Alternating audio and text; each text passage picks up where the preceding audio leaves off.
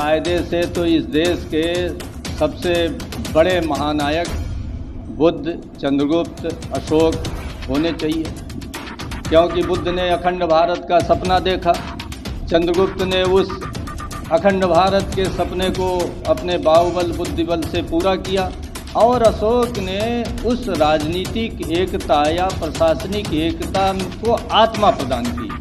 सांस्कृतिक रूप से अखंड बनाने के लिए कह दीजिए कि सांस्कृतिक राष्ट्रवाद के भारत के सबसे बड़े नायक अशोक हैं। ये तीन महानायक हैं। तीन महानायकों की जन्म जयंती तो कायदे से भारत सरकार को गर्वपूर्वक मनानी चाहिए और तीनों महापुरुषों के जन्मदिन पर छुट्टियां होनी चाहिए। सुरक्षित जगह शाक्य कुल के जा करके पिपली वन में, यानी नेपाल की तराई में और गोरखपुर के उत्तर में पिपली वन है, वहाँ पर उन्होंने एक नए गणराज्य की स्थापना कर दी। चूँकि वहाँ मयूर ज़्यादा थे इसलिए उस गणराज्य का नाम मौर्य गणराज्य हो गया पाली भाषा में, जिसको शुद्ध रूप से मौर्य गणराज्य कहते हैं संस्कृत में। और चंद्रगुप्त इस ढंग से शाक्य कुल की ही एक शाखा के मौर्य वंश के थे, यानी मौर्य वंश के थे। और शाक्य उस समय के सबसे कुलीन खत्तीय माने जाते थे, क्षत्रिय नहीं खत्तीय।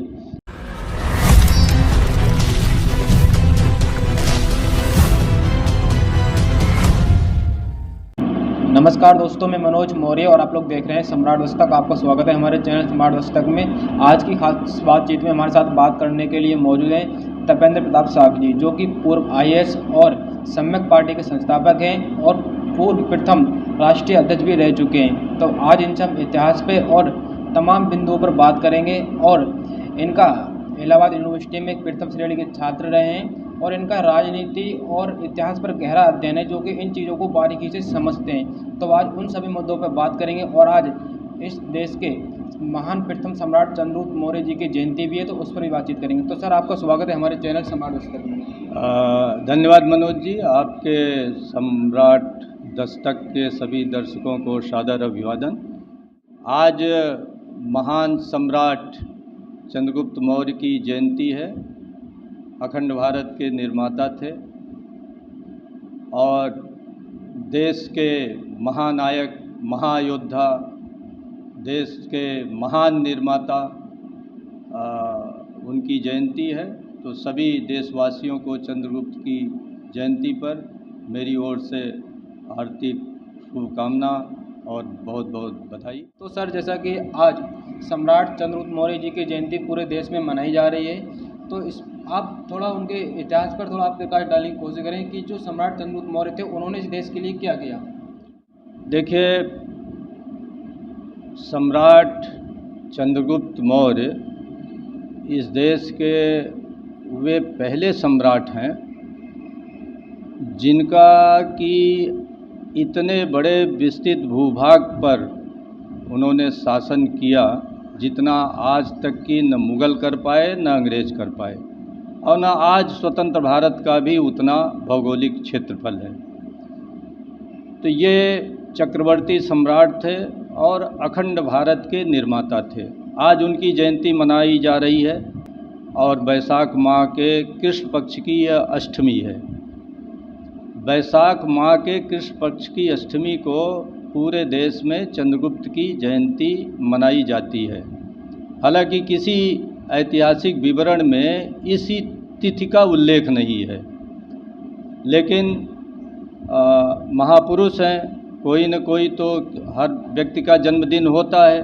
तो पूरे देश ने यह स्वीकार कर लिया कि चंद्रगुप्त मौर्य की जयंती इसी दिन हमें मनानी चाहिए और एक तिथि निर्धारित करके आज उनका जन्मदिन मनाया जा रहा है पूरे देश में। ये तिथि अब उनके जयंती मनाने के लिए एक स्वीकृत तिथि हो गई है।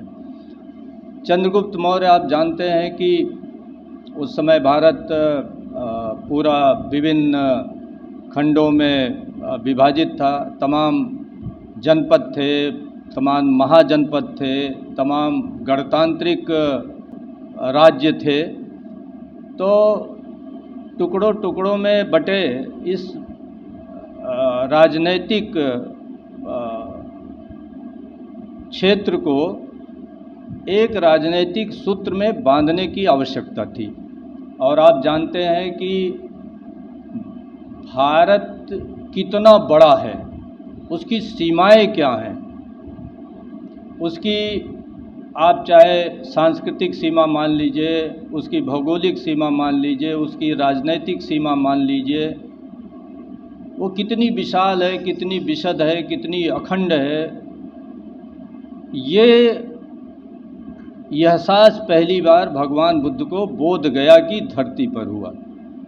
और बोध गया की धरती पर जिस दिन भगवान बुद्ध को बुद्धत्व प्राप्त हुआ, सम्यक संबुद्ध बनने के लिए उनको संपूर्ण ज्ञान प्राप्त हुआ, उसके एक रात छोड़कर उसके और पहले रात में उन्होंने 5 सपने देखे थे।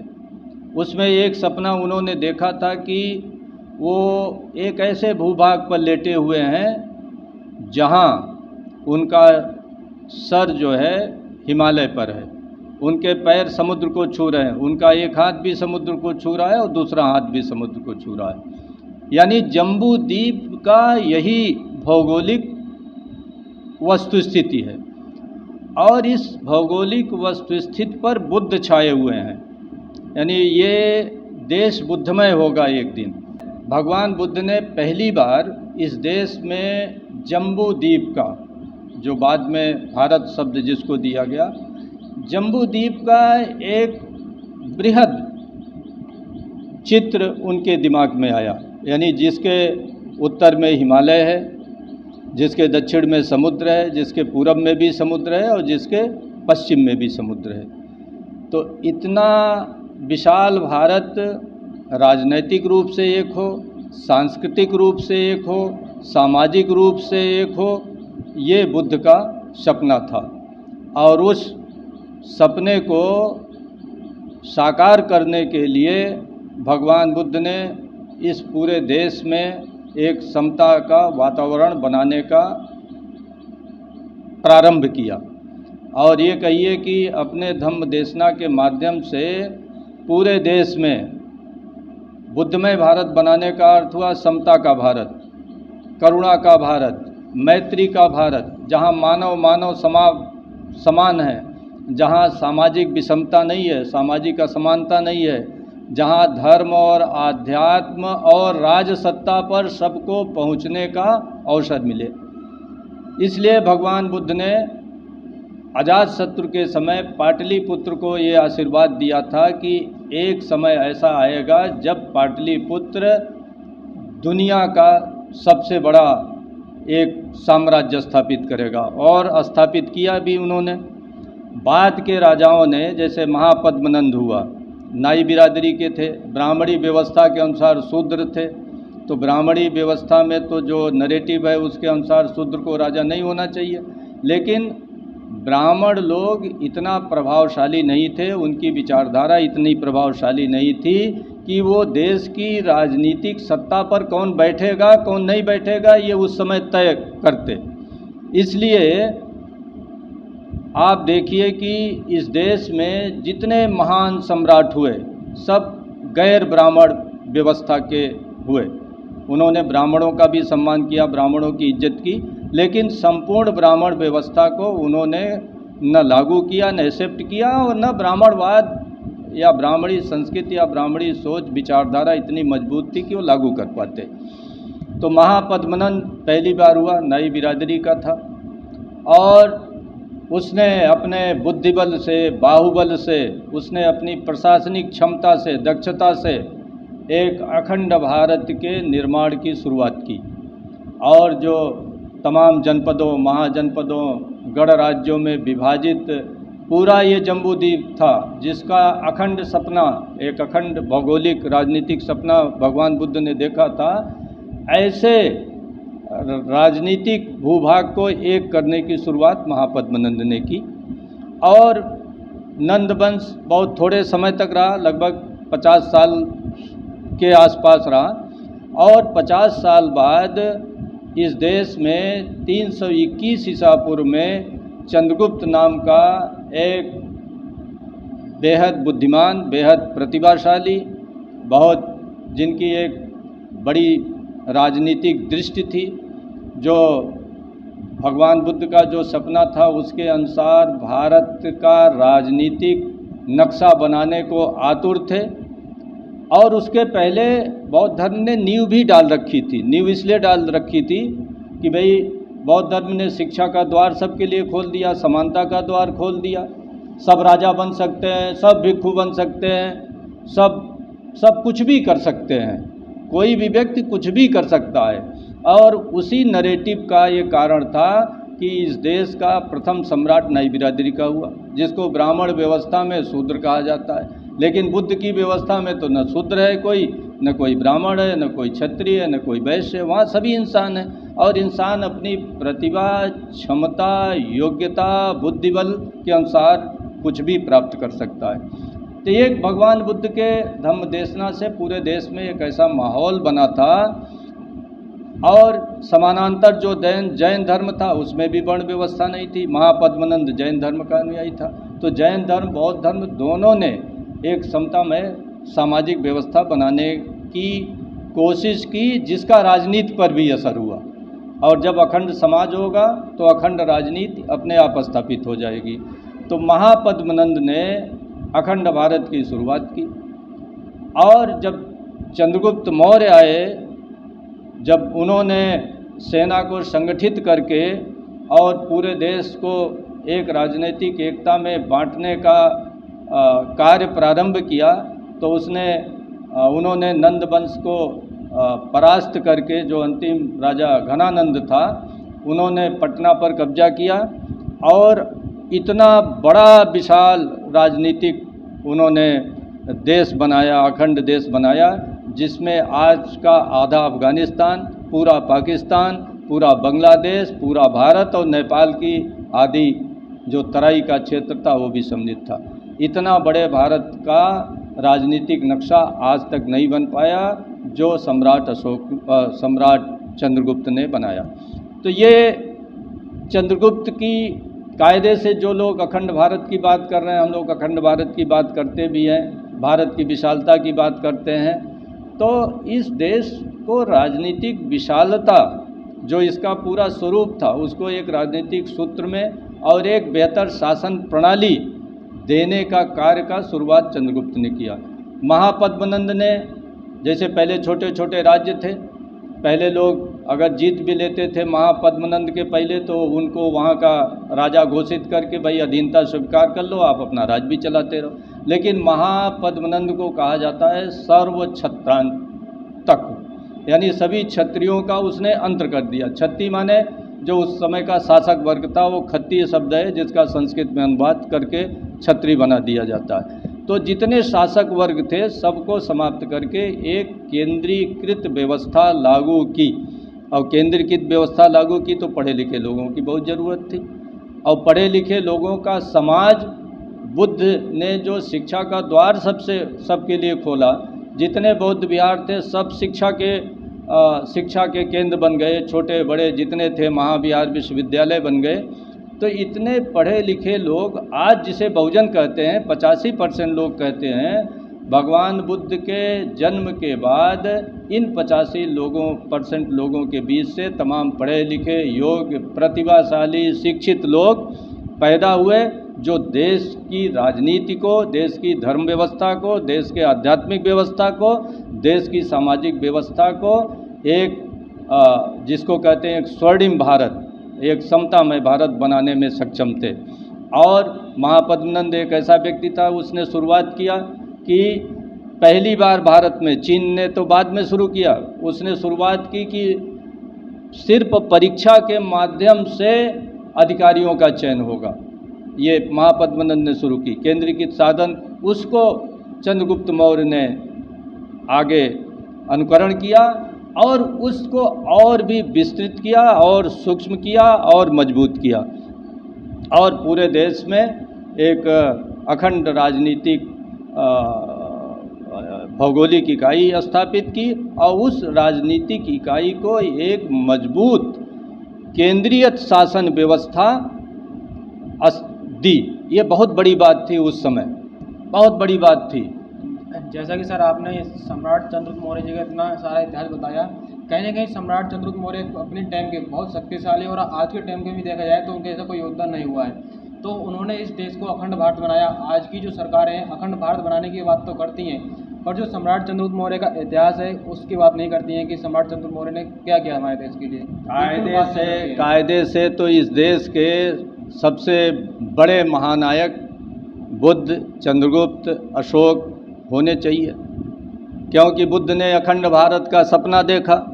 चंद्रगुप्त ने उस अखंड भारत के सपने को अपने बाहुबल बुद्धिबल से पूरा किया, और अशोक ने उस राजनीतिक एकता या प्रशासनिक एकता को आत्मा प्रदान की। आत्मा, हालांकि बौद्ध धर्म में आत्मा का कोई शब्द नहीं है, आत्मा का ये अर्थ समझा जा सकता है कि उस राजनीतिक एकता को सामाजिक सांस्कृतिक एकता दी। तो अखंड भारत का सपना देखने वाले बुद्ध, अखंड भारत के निर्माता चंद्रगुप्त, और इस देश को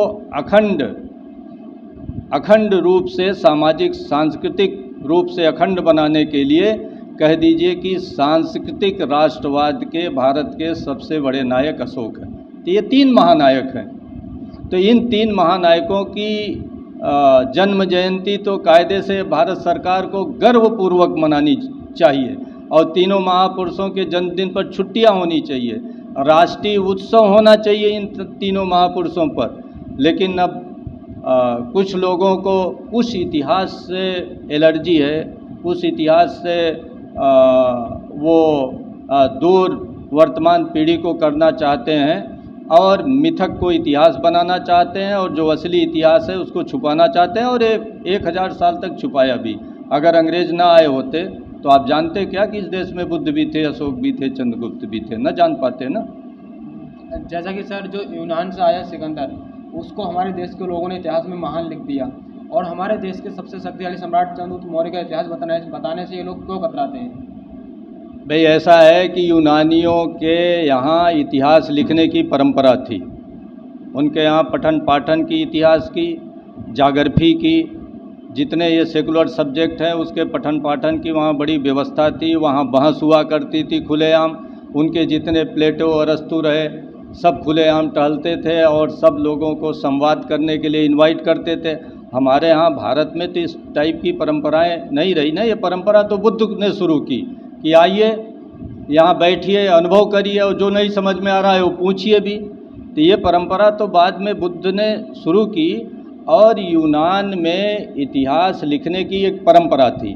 भारत में इतिहास लिखने की परंपरा नहीं रही, इसलिए यहाँ इतिहास के ग्रंथ नहीं रहे, यहाँ पुराण रहे। पुराण में इतिहास की घटनाओं का एक धुंधला सा दृश्य होता है, और उस धुंधले से दृश्य में तमाम किस्से कहानी, अपनी विचारधारा, अपनी बातें उसमें जोड़ करके पुराण बन जाता है। तो पुराण इतिहास नहीं है। इतिहास के कुछ सूत्र मिलते हैं, लेकिन पुराण इतिहास नहीं है, और इतिहास पुराण भी नहीं है, क्योंकि उसको किस्से कहानी से मुक्त होकर के भी। तो यहाँ तो पहली बार जब अंग्रेज आए तब देश का इतिहास लिखा गया। इसके पहले एक दो कृतियाँ हैं, जैसे कन्नड़ की राजतरंगिणी है, जो कश्मीर के विद्वान थे उन्होंने राजतरंगिणी लिखी, लेकिन वो बहुत बाद में लिखी गई।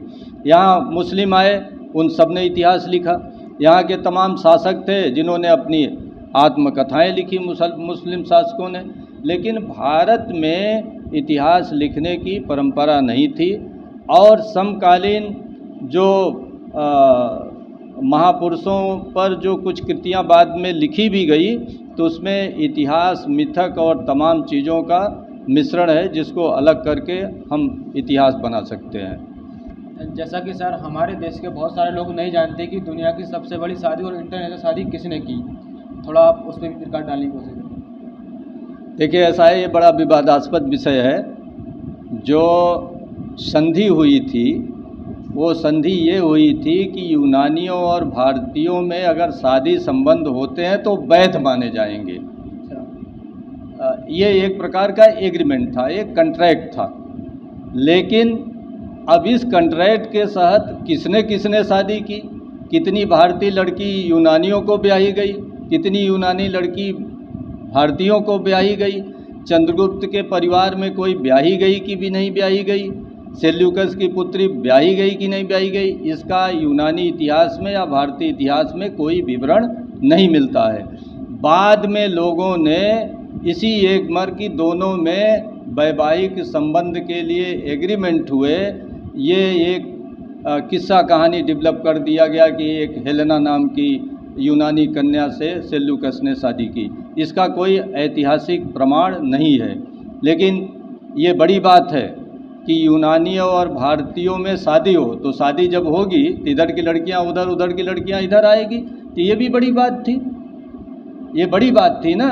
एक यूनानियों के बीच अगर वैवाहिक संबंध हुए होंगे 100, 50, 200, 1000 जो भी है, उनको वैधता प्रदान की गई, उनकी संतानों को वैधता प्रदान की गई, और इसके माध्यम से एक सांस्कृतिक मेल मिलाप का एक कार्य शुरू हुआ। कहीं ना कहीं सम्राट चंद्रगुप्त मौर्य के बड़ और मतलब जो वंश है उसको लेकर भी बहुत सारे लोगों को कन्फ्यूजन है, लोग आपस में लड़ते हैं, हमारी समाज के लोग हैं, आप उस पर थोड़ा बताइए। देखिए, ऐसा है, चंद्रगुप्त मौर्य जहाँ भी शब्द मिलता है वहाँ सैंड्रोकोटस उनके लिए शब्द मिलता है, और यहाँ चंद्रगुप्त मिलता है। ये मौर्य वंश के थे, ये भी भारतीय इतिहासों में भी मिलता है और यूनानी इतिहासों में भी मिलता है। लेकिन जैसे मैंने कहा कि चंद्रगुप्त ने अपना कोई इतिहास तो लिखवाया नहीं, उनके किसी भाट ने, चारण ने या इतिहासकार ने उनके समकालीन इतिहास का कोई लेखबद्ध उसको किया नहीं।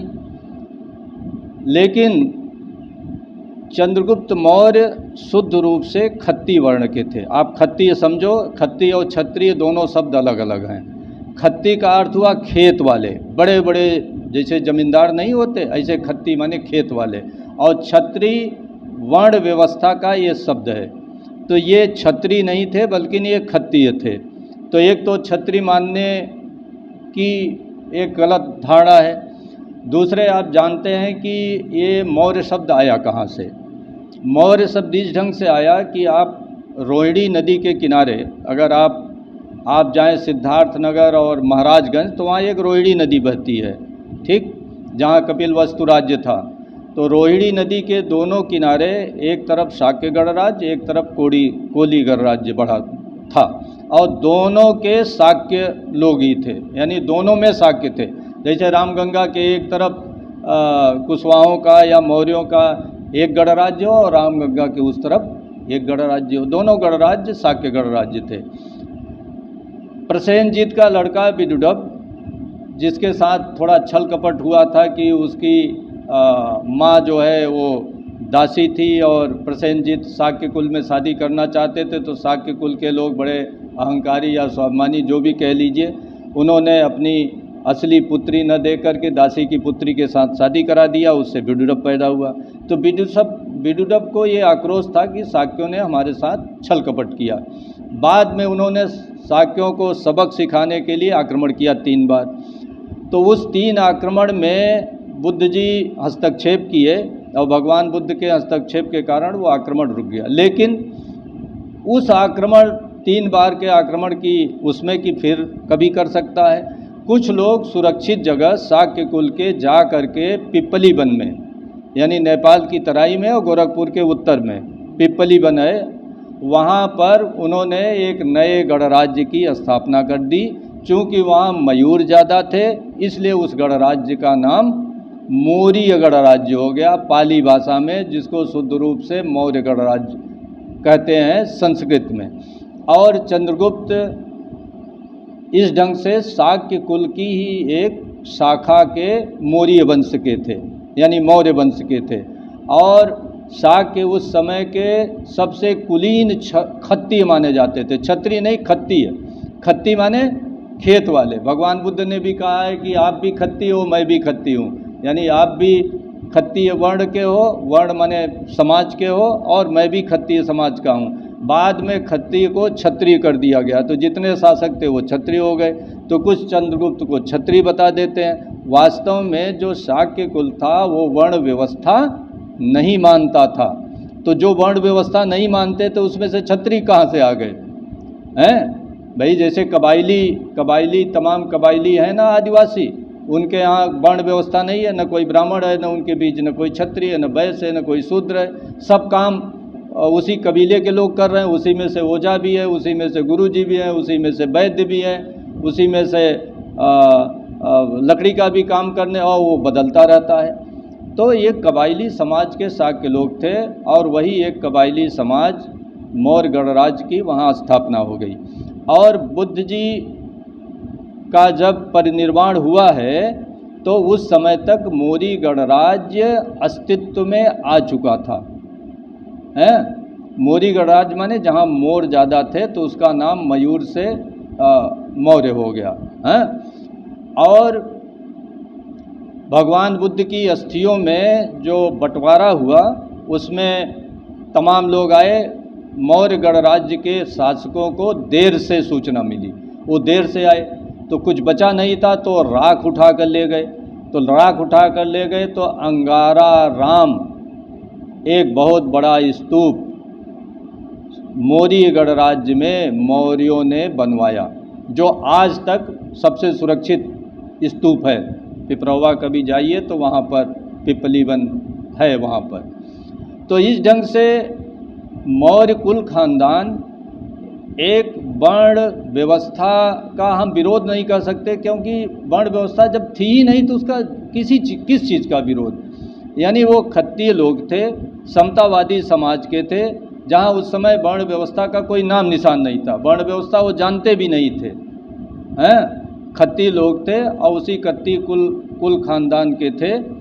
और दूसरा ये भी माना जाता है कि उनकी माँ का नाम मुरा था। अब मुरा शब्द जो है अगर आप देखें तो गांव में नहीं, लोक भाषा में अगर किसी का नाम मयूरा है तो उसका नाम क्या ले लेंगे, मुरा मुरा हो जाएगा। तो उनका शुद्ध नाम मयूरा था। मयूर के कारण उनका नाम, मयूर को बहुत वो लोग इज्जत पानी देते थे। तो मोरा से नाम, मोर से भी मुरा समझ लीजिए, अगर शुद्ध संस्कृत में करिए तो मयूरा शब्द होना चाहिए। तो वो मुरा से पैदा हुए थे। जब नंद वंश ने उस गणराज्य को अपने में मिला लिया तो तमाम उसके जो क्षत्रिय शासक थे, चूँकि वो सब मिल कर के शासन करते थे ना, गणराज्य था, मिल कर के बैठते थे, मिल कर के निर्णय, तो उसमें एक समय में एक राजा होता था और राजा भी बदलता रहता था। गणराज्य की व्यवस्था थी ना, जैसे आज लोकतांत्रिक देश में बदलाव होता रहता है। तो वो लोग उसी में से इनका परिवार भी विस्थापित हुआ और इनके पिताजी की उसमें युद्ध में मृत्यु हो गई। इनकी माताजी ने किसी तरह इनको सुरक्षित रखा और बाद में तक्षशिला भेजा, वहाँ से पढ़ाई लिखाई किए और पढ़ाई लिखाई करके उन्होंने अपने बुद्धिबल, अपने प्रतिभा से, अपनी सैन्य क्षमता से, अपने संगठन क्षमता से, अपनी प्रशासनिक क्षमता से, एक विजन से, और जो बुद्ध का विजन था उसको समेटते उन्होंने अखंड भारत की रचना की अपने बुद्धिबल और बाहुबल से। सर, कहा जाता है कि सम्राट चंद्रगुप्त मौर्य ने 25 साल की आयु में, यानी कि जो बिखरा हुआ भारत था उसे अखंड भारत बना के 25 साल की आयु में पूरा अखंड भारत बना दिया था।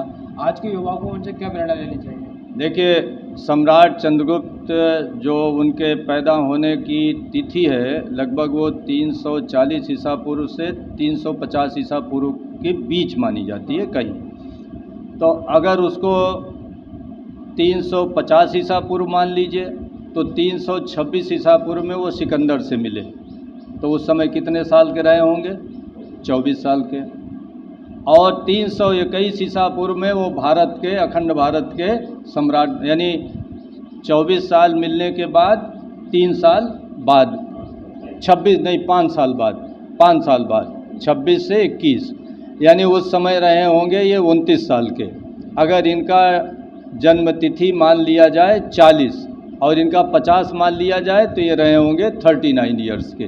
तो बिटवीन 29 टू 39 ईयर्स में उन्होंने इतने विशाल भारत का, जिनको कोई विरासत में चीज़ें नहीं मिली थी, जो मौर्य गणराज्य छिन्न भिन्न हो गया था, जिसके तमाम लोग विस्थापित हो गए थे इधर उधर पूरे देश में नंदों के आक्रमण के कारण।